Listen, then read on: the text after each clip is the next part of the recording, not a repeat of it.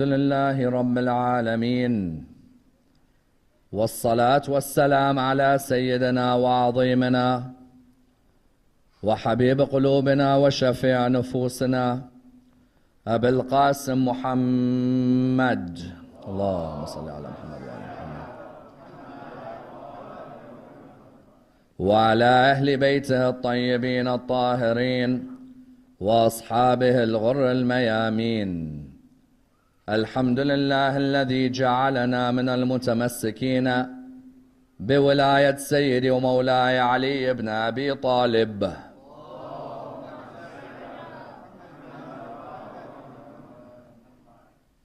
الحمد لله الذي هدانا لهذا وما كنا لنهتدي لولا أن هدانا الله. أما بعد، يقول الله في كتابه الكريم: بسم الله الرحمن الرحيم. شهر رمضان الذي أنزل فيه القرآن هدى للناس وبينات من الهدى والفرقان. The first of our salawat in honor of Rasulullah Muhammad sallallahu alayhi wa alihi wa sallam.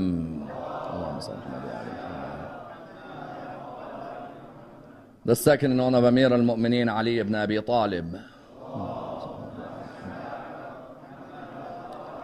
The third with your loudest voices in honor of the Imam of our time, Imam Sahib al-Asr wal-Zaman.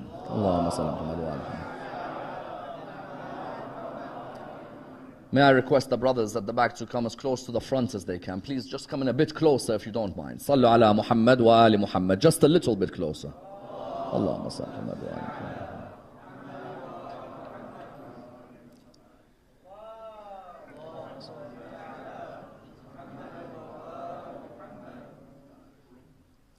Respected scholars, brothers and sisters, Assalamu alaikum wa rahmatullah wa barakatuh.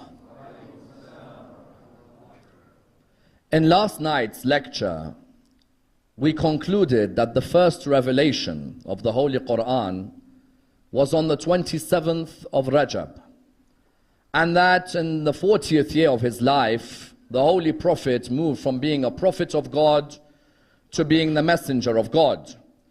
We concluded that the first verses of the Holy Qur'an to be revealed was Bismillah ar-Rahman ar-Rahim, Iqra bismi rabbika alladhi khalaq. Therefore, that rose a question, for then we discussed how exactly these verses were revealed to the Holy Prophet. And we showed that there were two different opinions as to that first revelation. The first opinion, as narrated by Imams Bukhari and Muslim, was of a prophet who was hysterical, a prophet who had an epileptic seizure, a prophet who was insane or felt that he was driven by insanity when the revelation came to him. The second opinion, which we showed from the school of Ahl al-Bayt, was that yes, without a doubt, this was a heavy message, but not a message he was not expecting. It was definitely a message which he knew was going to come to him, but rather he was waiting for the directives from his Lord. We asked the question yesterday, which begins tonight's analysis, that who would concoct such a story about their prophet? As in, who would come forward and make up a story about their prophet being a man affected by hysteria or a seizure? As in, surely me and you would never ever want to paint our prophet with this image. There are millions of Muslims around the world who listen to this. And when they listen to it, you ask them, that can you really be someone who has certainty in a prophet, who when the first revelation comes to him is in a state of hysteria? Because I would never trust that prophet with the rest of the revelation. If he's scared of Jibreel, not just scared of him, if he doesn't have a good relationship with Jibreel, not just a bad relationship, if he needs a Christian cousin of Khadija to verify his prophethood, then really the foundation of the religion of Islam is a building that is broken. Yet you find what? You find the question arises, that who is it that would concoct such a story? On the first level, the first answer would be that such a story may come from a group of traditions known as Israeliyat. Israeliyat, what does this mean? There were certain rabbis and priests who joined the religion of Islam. People like Ka'b al-Ahbar or people like Tamim al-Dari, when they joined the religion of Islam, they started to bring in a lot of the myths of the Bible and the Torah into Islamic tradition. the scholars of hadith would label these traditions Israelites. Why? The children of Israel and their traditions, you start bringing those traditions into the world of hadith, suddenly the biblical Nuh becomes the Quranic Nuh. The biblical Dawood becomes the Quranic Dawood. Dawood commits adultery in the Bible. There's no way he's committing adultery in the Quran. There is a way you can make that story come into hadith, can't you? Nuh is a drunkard in the Bible. He's no way a drunkard in the Quran. There's a way you can make him a drunkard in hadith. That category of ahadith were known as Israeliyat. Those rabbis and those priests, when they joined the religion of Islam, many assumed, mashallah, they have reverted to the religion. Yet there was an aim to try and spill the poison into the religion as well. Amongst the poison was what? How do we lower from the status of the man who bought this religion? If I was a Christian, or if I was Jewish, I don't want Muhammad's name to be the highest name. I want Moses' name to be highest. I want Jesus' name to be highest. The moment they recognized the Prophet had achieved what achieved, they started making up stories to try and degrade from his character. The problem is, Ka'b al-Ahbar, Tamim al-Dari, Wahab ibn al-Munabbah, these are huge personalities in tradition. Many did not believe that they would do such a thing. Whereas in the school of Ahlul Bayt, we firmly believe that these were amongst the people who'd bring in traditions to try and lower from the status of the Prophet. Not just them. Another opinion as to how this story came about the seizure of the Prophet, is that what? Is that the caliphs, after the Prophet died, they would pay certain traditionalists to lower from the status of the Prophet, so that if a caliph makes a mistake, he can turn around and say, well, Muhammad was also affected. Because Bani Umayyah and Bani Abbas knew, how do you protect the mistakes of Muawiyah? How do you cover the mistakes of Harun al-Rashid? You make sure that you depict the Holy Prophet as a man who's prone to error, so that if Muawiyah ever makes a mistake, you turn around and say, well, Muhammad made mistakes. What's wrong with Muawiyah making mistakes? What began was a whole school of traditionalists where they would make sure that the Holy Prophet's character was degraded. And ironically, on this tradition about the Prophet being affected by a seizure, ironically, do you know who the chain of the traditions are? It's from Az-Zuhri, from Urwa, from Aisha. Aisha narrates that when Jibreel brought the message, Rasulullah was affected by a seizure. What would be the problem of Aisha narrating this tradition? She wasn't born at the time. Aisha wasn't born at the time. Rasulullah is 40 years of age, correct? Do we agree? Was Aisha in the world yet or no? If we give the benefit of the doubt, we'll say that she was a couple of years old, but Aisha wasn't born at the time. Someone will turn around and say, yes, but she heard from Rasulullah. What she hears from Rasulullah, inshallah, is between her and her Lord. But to me, when you say Aisha said Rasulullah, this is what happened to him, Aisha wasn't alive at the time. Therefore, why would I take your hadith in Bukhari or in Muslim from a lady who was -4 or 5 at the time? If you know what I mean. So what you have is that when you come to this tradition, what did we conclude? That the Holy Prophet was not a person affected by seizure or by Satan. These are all myths concocted to lower from his status. And you know what the saddest thing is? Rasulullah needs to go to a Christian to verify whether he is a prophet of God. Then we might as well become Christians, not Muslims. As in, if a Christian called Waraqa bin Nawfal tells the Holy Prophet that you're a prophet of God on the 27th of Rajab, then you wonder, Christianity might as well be the religion that we follow. Rasulullah didn't need to go to anyone to know that he is a prophet of God. He knew that he was a prophet of God while Adam is between water and clay. He rather was waiting for the sign from Allah. And Allah says to him, لا تحرك به لسانك ولا تعجل به. Don't move your tongue and recite until we tell you when to recite.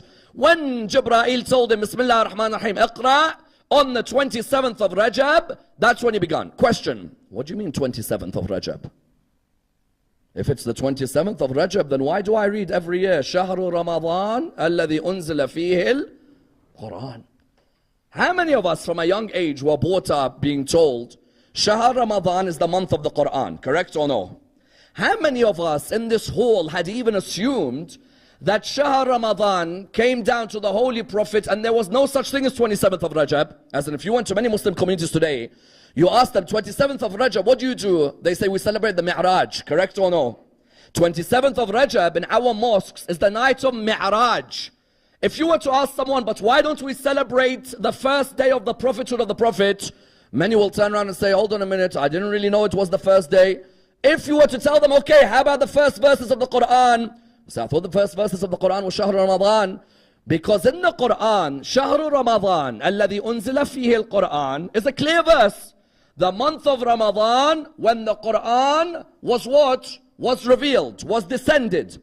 Another ayah, they say, hold on a minute. You're trying to tell me that Shahr Ramadan isn't the month of the Qur'an. Then how about the verse, إِنَّا أَنزَلْنَاهُ فِي لَيْلَةِ الْقَدْرِ. We sent it down on the night of Qadr. Said Ammar, you're telling me 27th of Rajab, but it's saying إِنَّا أَنزَلْنَاهُ فِي لَيْلَةِ الْقَدْرِ. Even further than that, what 3 surahs do we recite on the nights of Qadr? Rum, Ankabut, and what's the third? Dukhan. إِنَّا أَنزَلْنَاهُ فِي لَيْلَةٍ مُبَارَكَةٍ. Someone here who's giving me this court case has got a very good court case. He'll say to me that on the 27th of Rajab, you said to me, Bismillah ar-Rahman ar-Rahim, اقرأ باسم ربك الذي خلق. But the Qur'an is saying, إِنَّا أَنزَلْنَاهُ فِي لَيْلَةٍ مُبَارَكَةٍ. إِنَّا أَنزَلْنَاهُ فِي لَيْلَةِ الْقَدْرِ. شهر رمضان الذي أنزل فيه القرآن هدى للناس وبينات من الهدى والفرقان. Is there a contradiction or is there not? Even that person who comes with the court case, I think he's got another great file to play at court. What is it? We have a tradition from our Holy Prophet Muhammad sallallahu alayhi wa sallam. Allahumma salli ala Muhammad wa Muhammad. We have a tradition from our Prophet where he says, the Suhuf of Ibrahim were revealed on the 1st of Ramadan. And the Torah of Musa was revealed on the 6th of Ramadan. And the Zabur of Dawood was revealed on the 12th of Ramadan. And the Injil of Isa was revealed on the 18th of Ramadan. And the Qur'an of Muhammad sallallahu alayhi wa sallam, Allahumma salli Muhammad wa ala Muhammad. And the Qur'an was revealed on the 24th of Ramadan. So someone says, Sayyid Ammar, wait here, wait 1 second. إِنَّا أَنزَلْنَاهُ فِي لَيْلَةٍ مُبَارَكَةٍ إِنَّا أَنزَلْنَاهُ فِي لَيْلَةِ الْقَدْرِ شَهْرُ رَمَضَانَ الَّذِي أُنزِلَ فِيهِ الْقُرْآنِ. Now I have a hadith which says Suhuf Ibrahim 1st, and Torah 6th, and the Zabur 12th, and the Injil 18th, and the Qur'an on the 24th. So where are you getting this idea that 27th Rajab? This is the debate known as the debate between Inzal and Tanzil. This debate is one of the most important debates concerning the Qur'an. The difference between the Inzal of the Qur'an and the Tanzil of the Qur'an. And whenever I mention the word Inzal, I want you to imagine something coming down. What do they call the one coming down? Horizontal or vertical? Vertical, mashallah. Vertical is the one coming down, horizontal is the one going across, correct? The debate between scholars about 27th Rajab and Laylatul Qadr is the horizontal vertical debate. Why? Because that debate, people started saying what? They started saying that I think there's a contradiction. If the Holy Prophet became a prophet on the 27th of Rajab and Iqra what came to him, then how is it the Qur'an says Shahr Ramadan? What does that mean? Because now we agree. Something has definitely happened in Shahr Ramadan. Do you agree or no? Something is definitely descended in Shahr Ramadan. We can't reject that. There's no one who can turn around and say, no, you can't say that. No, the Qur'an says something in Inzalnahu fi Laylatul Qadr. Something has come down. But what has come down is what I'd like to examine tonight. Because many have asked the question, what came down in Laylatul Qadr that was different from what came down on the 27th of Rajab? A point here before I continue as a disclaimer. Someone may turn around and say, Sayyid Ammar, does this really affect me, as in me knowing 27th of Rajab versus Shahr Ramadan?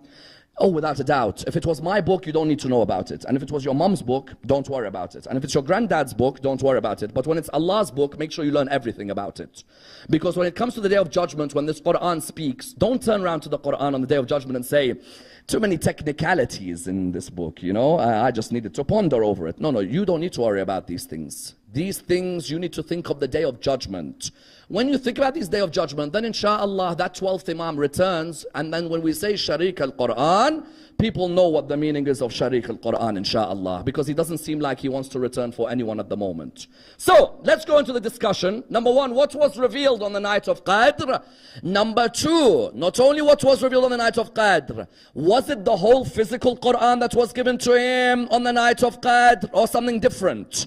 Number three, what's the benefits of gradual revelation rather than giving the Qur'an as one whole book on the same day? And number four, how important was it that the Muslims knew verse by verse as it was revealed in order that they didn't forget the status of those loved by Rasulullah? Let's examine this and seek to dissect the topic in depth. We said, Inna anzalnahu fi laylatil qadr. The first opinion was that what came down on Laylatul Qadr was the whole Qur'an in its physical form to the Holy Prophet. What do I mean? That first opinion is that Jibreel came to him on the night of Qadr and he gave him a book with 6,500 verses. You know the book we have today with us at home? That book, Jibreel came down on Laylatul Qadr and he said to him, "Here Muhammad, as the Qur'an says, Inna anzalnahu fi Laylatul Qadr. So we have given you this whole Qur'an on the night of Qadr." This is one opinion. Why? Because scholars said that Allah says we sent the Qur'an. So surely that could mean that the whole Qur'an that is with us today, Allah gave it to the Prophet Muhammad but not to give to anyone else. He gave it to him so that if the Prophet Muhammad needs to refer to it at home, the whole Qur'an is with him there and then. We reject this opinion. Why? We say firstly, when the Qur'an says Shahru Ramadhan alladhi unzila fihi al-Qur'an, the holy month of Ramadan when the Qur'an descends, the Qur'an in this meaning, in this verse, doesn't refer to a book with chapters and verses and pages and diacritics and so on. The word Qur'an, had it been Shahru Ramadhan alladhi unzila fihi al-Kitab, then you could imagine that what's been sent down was what? What's been sent down was a whole book, and it was given to the Prophet Muhammad on the night of Qadr. It didn't say Shahru Ramadan alladhi unzila fihi al-Kitab. It said Shahru Ramadan alladhi unzila fihi al-Qur'an. Qur'an at that time did not refer to a book with chapters and pages and so on. No. The Qur'an at that time referred to something that you recite, something that you have access to, A, no doubt, B, that you're meant to recite. These are the properties of the Qur'an. Therefore, that first opinion, A, that the Qur'an as a physical book came down to the Prophet Muhammad on the night of Qadr, was one which is rejected. Because that group, what do they say? Yes, 27th of Rajab, Iqra begun. 23rd of Ramadan, Allah subhanahu wa ta'ala gave him the book as one whole physical manuscript, whereas 27th Rajab was the gradual revelation beginning. We reject that first because the word Qur'an in this context is not kitab. Secondly, if he gave the Holy Prophet Muhammad the whole Qur'an on the night of Qadr, there are certain events which are mentioned in that Qur'an in the future tense, correct? Where they speak, which are to happen in the future, which speak in the past tense. If the Holy Prophet takes this Qur'an on the night of Qadr, then he shows it to his people. He shows them to read that verse straight away. Many of his people will turn around and say, hold on a minute, what's this verse talking about? We gave you victory in Badr when you were a small number. Imagine, on the night of Qadr, they give Rasulullah the whole Qur'an. Rasulullah takes the whole Qur'an, he gives it to his people. He's like, everyone here, here's the whole Qur'an, read it. If you were living at the time, it's, for example, the 29th of Ramadan, correct? You're living there, Rasulullah gives you this Qur'an, you open it. When you open it, you read Surah 3, verse 1, 2, 3. وَلَقَدْ نَصَرَكُمُ اللَّهُ بِبَدْرٍ وَأَنْتُمْ أَذِلَّةٌ. Allah gave you victory at Badr while you were a small number. Would that verse relate to you at all? Why wouldn't it relate to you? You'll be like, what's Badr? I'm in Mecca. I've never even heard there's a town called Badr or there's an area called Badr. Why is Muhammad giving me a book with a verse which doesn't relate to me at all? If Rasulullah has given a physical book on that day to show his people that on the night of Qadr, Jibreel brought me this Qur'an, when his people open Surah 3 verse 1, 2, 3, they're like, can we ask you a question? What's Badr and why were we a small number? You know, sometimes when you think of the film Back to the Future, and you're looking ahead and you're like thinking to yourself, hold on a minute, we're going to go to a place called Badr where a small number, Ya Rasulullah, this verse doesn't, I don't, relate to it at all. Furthermore, if there's another verse, إن لا تنصره فقد نصره الله إذا أخرجه الذين كفروا ثاني اثنين إذ هما في الغار. If you cannot help him, Allah will help him. Yes? إلا تنصره فقد نصره الله. When the disbelievers sent him out and he was one of the two, the second of the two in the cave.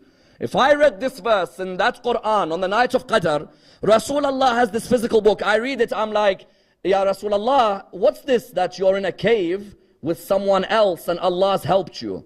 Rasulullah would turn around to me, if that was the scenario we played, he'll say, yes, there'll be a day I'll be in a cave and the disbelievers, will I be able to relate to it at all or no? I'll be looking at it thinking, Ya Rasulullah, you okay?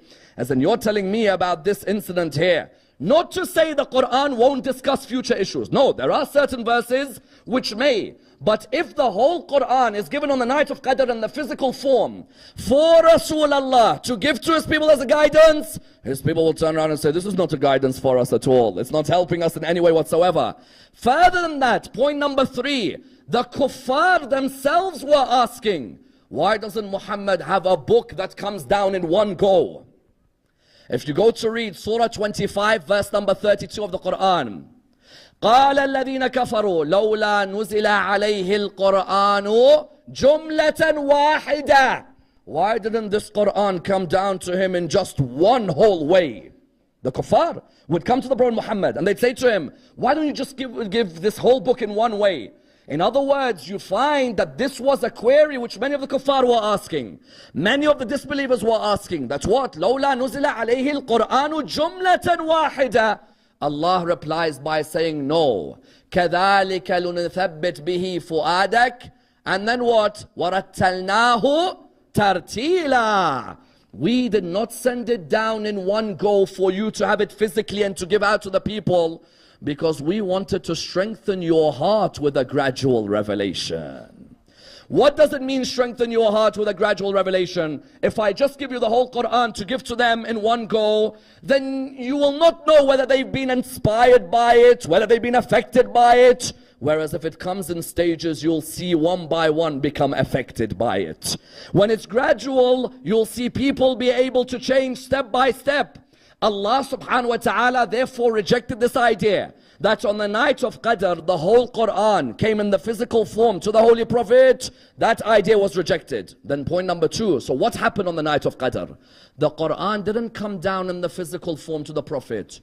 The Qur'an came down to the heart of Rasulullah so that he could access it at any time he wants. This is the point. 27th of Rajab, Jibreel comes to me and gives me verses step by step. Shahar Ramadan, Allah infuses the whole Qur'an into my heart. When we say Shahru Ramadan alladhi unzila fihi al-Qur'an, it doesn't mean the Qur'an I have physically. It means from Bayt al-Izzah, from Kitab Maknoon to Bayt al-Izzah. To who? To the Bayt al-Ma'mur, which is the heart of the Holy Prophet Muhammad sallallahu alayhi wa sallam. Allahumma salli ala Muhammad. On the night of Qadr, it wasn't a physical Qur'an. The night of Qadr, when it says, Inna anzalnahu fi laylatil Qadr. Laylatil Qadr doesn't mean that the Qur'an came down on the night of Qadr. It means the whole of the Qur'an was revealed to his heart. Question. Was the whole of the Qur'an revealed to his heart as it is today, chapter, verse? No. The whole general knowledge of the Qur'an was in his heart. Whenever he'd need access to it, if Jibreel recites it, it would come out from his heart because of what was infused to him on the night of Qadr. Because we have the belief, Shaykh al-Saduq, what does he say? Shaykh al-Saduq says from the Bayt al-Izzah to the Bayt al-Ma'mur. The Bayt al-Ma'mur, sometimes you read in the traditions, Bayt al-Ma'mur, Bayt al-Izzah. The Bayt al-Ma'mur is the heart of Rasulullah. On the night of Qadr, the heart of Rasulullah took the whole of the Qur'an in. Whenever therefore he needed to access it, the verses would flow from his mouth without any mistakes in those verses whatsoever. Now that it's been infused in his heart, it's as if I put like a chip in the heart of Rasulullah. Yes, whenever he needs access to an ayah, that chip has saved all the files. Whenever you ask a question, the file emerges, it opens straight away, and that chip is accessed. Therefore, in our communities for many years, when you ask people when was the Qur'an revealed, in our communities many times people say what? They'd say it was revealed in Shahr Ramadan. Yes, the Qur'an to the heart of Rasulullah, Shahr Ramadan. But the Qur'an in step-by-step process, 27th Rajab. Inzal means the whole Qur'an direct to the heart. Tanzil means what? Tanzil means step-by-step process. If you read in Surah 17 verse 106, وَقُرْآنًا فَرَقْنَاهُ لِتَقْرَأَهُ عَلَى النَّاسِ عَلَى مُكْثٍ وَنَزَّلْنَاهُ تَنزِيلًا. What does the Qur'an say? A Qur'an which we gave to you to recite to the people. Listen to the beautiful wording, it's amazing. If ever you want to understand how to build a community through the Qur'an told you how it built a community through itself. We gave you the Qur'an. So what? So you recite it to the people in a step-by-step process so they gradually understand it. If I came as a prophet and I gave you a book and I'm like, hey, this is your guidance, go and get guided. Will you be affected or no? You'll be like, what? 6,500 verses you've just given to me. I might not even read all of these in a lifetime, let alone be guided. You never guided the people, or you never guide a business or a bank or a law firm. You never guide them by just throwing a manual on them. It never works. What you say is, listen, there's an induction course employees have to attend. It could be 6 months, it could be a year. It's a gradual step-by-step process. Then by the end, you would have been able to understand. Tanzil versus Inzal is what? Tanzil talks of this idea of what? A gradual revelation. The question arises, why gradually reveal the Qur'an? What are the benefits? Please understand this key area, because I think this key area will affect us in our lives and when we want to build communities. The first reason that the Qur'an went through Tanzil, a gradual, step-by-step, over 23-year process, was so that it would be easy to memorize. If I now throw at you a 6,500 page document, how long will it take you to memorize? A day? A year? Because I need these companions to preserve the Qur'an, correct? I need them to also make sure they look after the Qur'an. The first reason Allah reveals the Qur'an over a 23-year period from the 27th of Rajab until the day Rasulullah dies, the first reason it's in stages is so it's easy to memorize. Abdullah bin Mas'ud would say, we would memorize 5 to 10 verses a day. If now I gave you, for example, sometimes, you know the surahs when they're revealed, sometimes Allah didn't reveal the whole surah in one go. If I now, do you think Rasulullah would come in one go and say to you, here's Surah Al-Baqarah, everyone, get guided by it? I'll be like, Ya Rasulullah, it takes me a year to read this. You want me to get guided by it? Do you think Surah Al-Baqarah came down in one go, or Surah Al-Ma'idah came down in one go? No. They came down in gradual step-by-step. Why? Because he wants first the companions for it to be easy for them to memorize. That's the first reason. The second reason it came in a step-by-step process was what? So that when the Jews or the disbelievers ask Muhammad a question, they can see that the question comes directly from the heavens and not just from his own mouth. What do I mean? If I give the Jewish community a whole book, when they ask me a question, where do I answer that question? If, however, I tell them I'll wait for the wahi to come down, correct? When I wait for the wahi to come down, then when they ask me a question, I'm able to answer. Let me give you an example. Surah Al-Kahf, why was it revealed? Chapter 18 of the Qur'an. Surah Al-Kahf was revealed because the Jewish community were asked by the Arabs. They were told, what do you think we could test Muhammad with? Give us a question which we could test Muhammad with. So what happened was that the Arabs looked at them, the Jews said, ask Muhammad, what's the story of the 7 sleepers of the cave? And what's the story of Dhul Qarnayn? Yes. And what's the meaning of the soul or the spirit? If I just had one big Qur'an, when the Jewish community asked me this question, I'm not going to be able to answer them. I've got this one big Qur'an in front of me. However, when I do it step by step, whenever anyone asks the question, I'll say, I'll wait for my Lord to reveal. When He reveals to me the answer, then you'll know whether I'm a prophet of God or not. When they asked him, who are the 7 sleepers of the cave? He revealed the whole of Surah Al-Kahf. When they asked him, what's the soul? He said, the soul's knowledge is with my Lord, and we know little of it. When they asked him about Dhul Qarnayn, he gave the whole story of Dhul Qarnayn and his journeys towards the east and the west, correct? Therefore, the second reason the Qur'an came in stages is because it was to counter the questions of the opposition. When they'd ask a question, there'd be a verse revealed from Allah subhanahu wa ta'ala. The third reason the Qur'an came in stages was what? You don't change a community in one day with 6,000 verses. You need to change a community slowly with one verse, then another verse, then another verse. Gradual reform is the basis of gradual revelation. These Arabs, let me give you an example. These Arabs were drinking alcohol every day, correct or no? When they were drinking alcohol, do I just come straight away with one verse and I'm like, alcohol is haram, that's it? Or do I step by step reform their drinking? When you look at the verses of alcohol, is there a single verse that was revealed which said, Bismillah ar-Rahman ar-Rahim, alcohol is haram? If I'm an Arab at the time, I'm like, you're not really doing much to help me gradually reform myself. Even you go to alcohol rehabilitation, they don't straight away say to you, alcohol's bad, now get out. No, they say to you, wait, 1 week, stay away from alcohol, stay sober, talk to us about your alcohol addiction, correct or no? Rasulullah knew there were certain social ills in Arabia you couldn't reform by throwing a 6,500 page document onto them. What you do is you live with them, you live their feelings, you live their times, and you gradually, step by step, reform them. The first verse of alcohol, Surah 4, verse 43. يا أيها الذين آمنوا لا تقربوا الصلاة وأنتم سكارى. O you who believe, do not approach salah while you're drunk. It's a nice beginning, isn't it? If I straight away said to them, all of you are burning in hell because you're drinking alcohol, no one would join this religion, believe me. Correct or no? You know, sometimes there are certain speakers, hell, hell, hell, hell, hell. The whole majlis is hell. You're like, you know, I don't want to stay in this religion, let alone the one who wants to join this religion. When I start, Allah began a process with the Qur'an over 23 years. Why? I'm not going to change that person who's been drinking every day in one day. No. Gradually, he's going to wait for the wahi. He's going to wait. He's going to wait. He's going to wait. He's going to see what's his Lord saying. Surah 4, verse 43. Ya ayyuhalladhina amanu, la taqrabu as-salata wa antum sukara. Oh, you who believe, don't approach salah while you're drunk. So the companion thinks, you know what? I used to drink a lot, but my Lord is a fair Lord. He didn't straight away say to me, don't drink. He said, don't drink while you're intoxicated.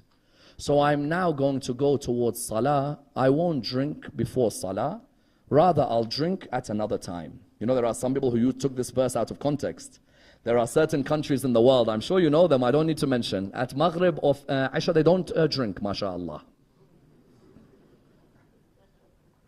Yes, they don't drink. And even just before Fajr, they don't drink, to their credit. And at Dhuhr, Asr, they stay away from the drink. Why? So then why say, Ya ayyuhalladhina amanu, la taqrabu as-salata wa antum sukara. Don't approach salah and you are drunk. Allah subhanahu wa ta'ala said, don't approach salah while you're intoxicated. We'll never pray to Allah intoxicated. But the other 17 hours of the day, we don't mind the odd drink. That person's like the one who said what? That person is like those who said, Waylun lil musallin. They would come and say what? That hell is for those who pray. So I'm not going to pray because I want to go to Jannah. Correct? Waylun, hell, is for those who pray. Yes, waylun lil musallin alladhina hum an salatihim sahun, those who neglect their salah. You found that this person what? This person listens to the Qur'an, he thinks to himself, you know what? First, I stay away from salah. What if I'm drunk? But if I'm not drunk, I can go and pray. So I'm going to approach salah not intoxicated. Then he waits for the next time the Qur'an discusses alcohol. Surah 2, verse 219. يَسْأَلُونَكَ عن الخمر والميسر قل فيهما إثم كبير ومنافع للناس وإثمهما أكبر من نفعهما. They ask you concerning alcohol. Yes? Say what? Say that it has disadvantages and it has advantages, but that its disadvantages outweigh its advantages. It's a lovely verse. It never once says haram. Why? Because when you tell a human haram, he still goes and does something. But when you rationally explain to a human, the human thinks to himself. They ask you concerning alcohol, Muhammad. And you know what's beautiful? Imagine you're asking a prophet who will receive an email from Allah. How confident then are you in this man? If he just throws a manual at you, then you're like, how do I know he speaks to his Lord? But when you ask him, can we ask you about alcohol? When he tells you, wait, when the wahi comes, I'll give you the answer, correct? When the wahi comes back, he's like, يَسْأَلُونَكَ عَنِ الْخَمْرِ وَالْمَيْسِرِ. They ask you about alcohol and the games of chance. Say there are advantages and there are disadvantages. Because today someone will come to me and say, Ammar, I promise alcohol has advantages. I'm like, yeah, they say, yes, our heart with whiskey, a heart becomes better, correct? You look at him and you say, okay, my brother, no problem. Your heart becomes better with whiskey. But do you agree with me that the alcohol in society has more disadvantages than advantages? Do you agree with me that children have been sexually abused because of alcoholics? Do you agree with me women have been hit because of husbands who are alcoholics? Do you agree with me that children have been hit by cars in the road because of drink driving? Person will put his hand up and say, yes, I agree with you. The Qur'an said what? The second thing we'll say to those who drink alcohol is that we'll say its advantages, what, are not as great as its disadvantages. Number 3, the third verse. Look at this beautiful gradual revelation. Don't approach salah while you're drunk. Number 2, advantages, disadvantages. Number 3, what? إن الخمر والميسر والأنصاب والأزلام رجس من عمل الشيطان فاجتنبوه لعلكم تفلحون. Know that alcohol and gambling and the casting of lots are from the impurities of Satan. So stay away from them and you will be successful. Beautiful.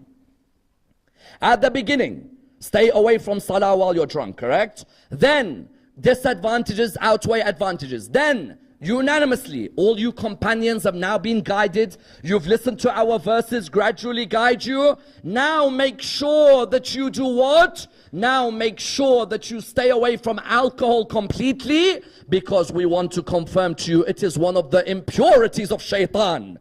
Don't ever think that drinking alcohol in moderation, because someone comes and says, red wine, white wine, you know, these things, I don't even know what these things taste like, to tell you the truth, but red wine and white wine, they say to you only a sip a day, a glass a day, and so on. No, the Qur'an confirmed, just in case some of you companions are thinking, a glass a day, 2 glasses a day, it's from the actions of shaitan. Leave it, you'll be successful. That gradual revelation was useful. Why?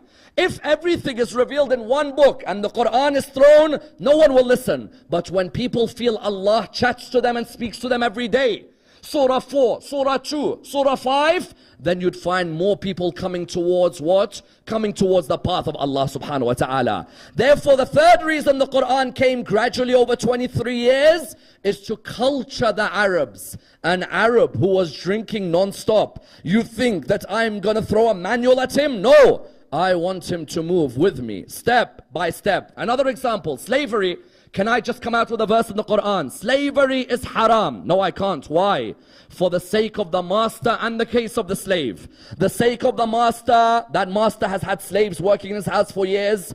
That slave doesn't know about the real world. Do I straight away say, slavery, haram? No, gradually. Gradually I reveal verses. How do I reveal verses, slavery? First, I would reveal a verse. Taqwa is not turning your faces to the right or the left or the east and the west. But taqwa is doing what? Taqwa is making sure that you believe in Allah and His Prophet and that you free a slave for the sake of Allah. Yes? At the beginning. Then after that, when Shahr Ramadan comes, the kafara for missing a fast. What is one of the kafaras for missing a fast? Freeing a slave, correct? Then after that, make a contract known as the Mukataba contract with your slave. Make a contract with them that after a 6 or 7 year period, as 6th Imam says, that they can free themselves from being in your service. Many times people say, why didn't the Qur'an just reveal a verse that, you know what, slavery is haram? Because the Qur'an wanted to culture the Arab society. It didn't just want to straight away say haram, haram, haram, haram. Nobody agrees when you just say haram. The Qur'an wanted to show your Lord wants to step by step reform the society you're within. Therefore, the first reason, easy memorization. The second reason, to answer the non-Muslims when they ask me through a verse. The third reason, step by step gradual reform of Meccan and Medinian society. The fourth reason, so that you never forget the great personalities who that verse is revealed about. Please bear with me on this important point. If I now told you a verse, I gave you a Qur'an, I just threw it at you, you're an Arab, and I threw the Qur'an at you, and you open it, yes, and you open it and you're like, إِنَّمَا وَلِيُّكُمُ اللَّهُ وَرَسُولُهُ وَالَّذِينَ آمَنُوا. Or for example, إِنَّمَا نُطْعِمُكُمْ لِوَجْهِ اللَّهِ لَا نُرِيدُ مِنْكُمْ جَزَاءً وَلَا شُكُورًا. Yes? يُطْعِمُونَ الطَّعَامَ عَلَى حُبِّهِ مِسْكِينًا وَيَتِيمًا وَأَسِيرًا. If I was an Arab living in Mecca at the time and you threw the Qur'an in my face, or you sent it by DHL through post, it came to me, yes? I was living in Ta'if and this camel brought it to me. I open it and it says what? وَيُطْعِمُونَ الطَّعَامَ عَلَى حُبِّهِ مِسْكِينًا وَيَتِيمًا وَأَسِيرًا. They give food out of their love to the orphan and to the captive and to the needy. Will that verse really resonate with me after Rasulullah dies? If I don't know who it's about? No, it's just a general statement, isn't it? That they give food out of their love to the prisoner and the orphan and the captive. How about if the incident itself, you were present and you remember who it was revealed about? If I was in Medina at the time and Rasulullah tells me, do you know what Ali and Fatima just did? Will it have more of an effect on me or just throwing an ayah on my face? Because the fourth reason gradual revelation was vital was for the Arab in Mecca or Medina to say, I remember every time Allah praised so and so in that ayah, I was there. وَيُطْعِمُونَ الطَّعَامَ عَلَى حُبِّهِ مِسْكِينًا وَيَتِيمًا وَأَسِيرًا. It could easily have been given before. You just throw it in an Arab. He reads it. إِنَّمَا نُطْعِمُكُمْ لِوَجْهِ اللَّهِ لَا نُرِيدُ مِنكُمْ جَزَاءً وَلَا شُكُورًا. How about if I was at home that day and Rasulullah told me, do you know what Ali and Fatima did today? Their children Hassan and Hussein were ill. So I looked at Ali and Fatima and I said to them, why don't you fast? Make a niyyah that if Hassan and Hussein become well, you'll fast for 3 days. Yes, a nidhr. You know we have in our communities mannat, correct? What's a mannat? A mannat is a nidhr. A nidhr where you say, Ya Allah, if this happens, then I'm going to do this. They said, Ya Allah, if Hassan and Hussein become well, we'll fast for 3 days in a row. When they fasted on the first day, they're about to break their fast. A person knocks at the door of mercy, the door of grace, the door of Al-Muhammad, correct? He knocks at their door. She opens the door. Who is it? I am someone who is what? A miskeen. Oh, family of Rasulullah, give me something. And they give him. And they end up that night not eating any food. Yes? They end up that night not eating. On the second day, who comes? A yatim. Yes? When a yatim comes and says, oh, family of Rasulullah, I'm an orphan. I beg you, give me something. They give him straight away. On the third night, oh, family of Rasulullah, I'm a prisoner. I beg you, give me something. They give him straight away.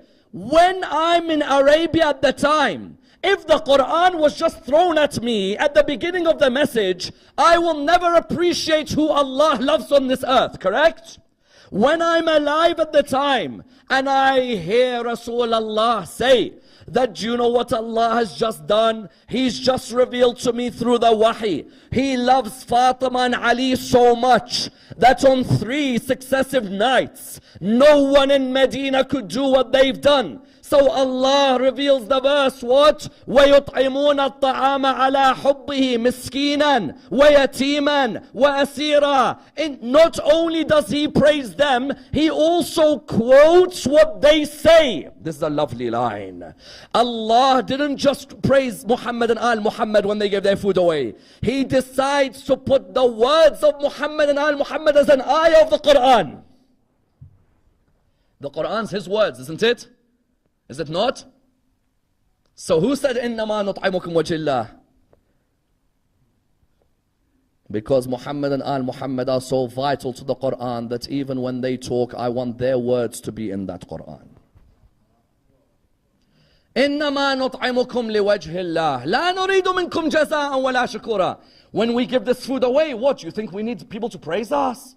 We give this food away because we want Allah's blessings, Allah to be pleased. Why is this important? Because when I read this ayah at the time as a Muslim, when I live after Rasulullah dies, when Muhammad and when Ali and Fatima are being attacked, I am a Salman who says, I was there when this verse was revealed. I'm an Abu Dar. I say I was there when this verse was revealed. I'm a Miqdad. I say I was there when this verse was revealed. I didn't just have a book thrown at me. No. The fourth reason is what? So that none of you forget those who Allah wanted to bestow His favors upon. That's why even likewise, if you look at a verse, Surah 5 verse 55. If Surah 5 verse 55 was just part of a Qur'an, nobody was present in Mecca or Medina. If it was a normal verse, what does it say? إنما وليكم الله ورسوله والذين آمنوا الذين يقيمون الصلاة ويؤتون الزكاة وهم راكعون. Correct? If I just read this verse, the Qur'an's thrown at me, I'll be like, Allah is your guardian and His messenger and those who believe, those who give away zakat while they're in ruku'. No, so what? If however I heard Rasulullah tell me today in my mosque in Medina, Ali ibn Abi Talib shone above all of you. In my mosque in Medina, a poor man came to pray in that mosque. And he raised his cries, Ya Allah, I've asked people for something, I am poor, I have nothing. Allah decided to answer his dua through the ruku' of Ali ibn Abi Talib. That Allah at that moment inspired through ilham. Yes, we said yesterday, Musa's mother, ilham. Allah inspired Amir al-Mu'mineen to know that he should point out his finger in ruku', so that that poor man's dua is answered through the wasila of Ali ibn Abi Talib. If I was there at the time, do you know what difference such a gradual revelation makes? It means that after Rasulullah dies, I'll remember that ring of Ali ibn Abi Talib, correct? Do you know those companions who remained loyal to Amir al-Mu'mineen? Those companions, why did they remain loyal to him? Because they remembered ayahs after ayahs being revealed in the honor of Ali ibn Abi Talib. Allah knew if I throw 6,500 verses on them, they'll never know Muhammad and Al Muhammad's position in this world. Whereas if they are present step by step, ayah after ayah, then they'll remember how this religion flourished through Muhammad and Al Muhammad. And that's why without a doubt the holy month of Ramadan is a month in which the Qur'an was revealed. It's an honor that that Qur'an came into the heart of Rasulullah. All of us remember that month and we remember it full of joy, except when we come to the 19th of Ramadan, correct? Because when we come to the 19th of Ramadan, what comes into our mind but the beautiful face of Amir al-Mu'mineen? There is no one who comes to the night of Qadr, but his heart is in the holy land of Najaf. Those of you who've been to Najaf, do you picture that darih in front of you right now? Do you picture that beautiful darih of Amir al-Mu'mineen? And for Sayyida Zainab and Kulthum, how difficult was it when they saw their father's head in the state it was in? Do you know there's one narration that hurts me the most? Every Laylatul Qadr on the 21st night when I recite this, it hurts me very much. You know when he got struck by Ibn Muljam, he stood up, yes? The blood had surrounded his face. He stood up, he began to walk, but he was limping while he's walking, correct? He was limping, he couldn't walk properly because the pain was too much. When he left the mosque, he turned around to Imam al-Hussein alayhi salam. He said to him, Aba Abdullah, Imam al-Hassan, I want you to help me stand up straight. Why, Ya Amir al-Mu'mineen? He said, because I see Zainab at the door. I don't want her to know that I've been struck. If I walk limping, she'll know something's happened. Allow me to walk straight. Then on the night that he was dying, Zainab cries next to him and Kulthum next to her. So he looks towards them. And then he says to Imam al-Hassan, take them away from me. Imam al-Hassan says to him, why? When he comes back in, he says, I can't bear to see Zainab and Kulthum in pain. I say to him, Ya Amir al-Mu'mineen, if you couldn't bear to see Zainab and Kulthum in such pain, I wish you had seen Kufa and Sham when they were being whipped by Shimr bin al-Jawshan. Inna lillahi wa inna ilayhi raji'un. We pray to Allah subhanahu wa ta'ala to raise us with Muhammad and Al Muhammad. We pray to Allah to raise us with the Qur'an. Ya Allah, allow us to benefit from the wisdom and the blessings and the grace and the mercy of the Holy Qur'an. Raise us with the Imams of Ahlul Bayt. We pray to Allah subhanahu wa ta'ala to raise us with the Imam of our time, Imam Sahib al-Asr wal-Zaman. Allow us to be amongst those who follow his message in this world and the hereafter. We pray to Allah subhanahu wa ta'ala the Surah Al-Fatiha, but before it the loudest of your salawat.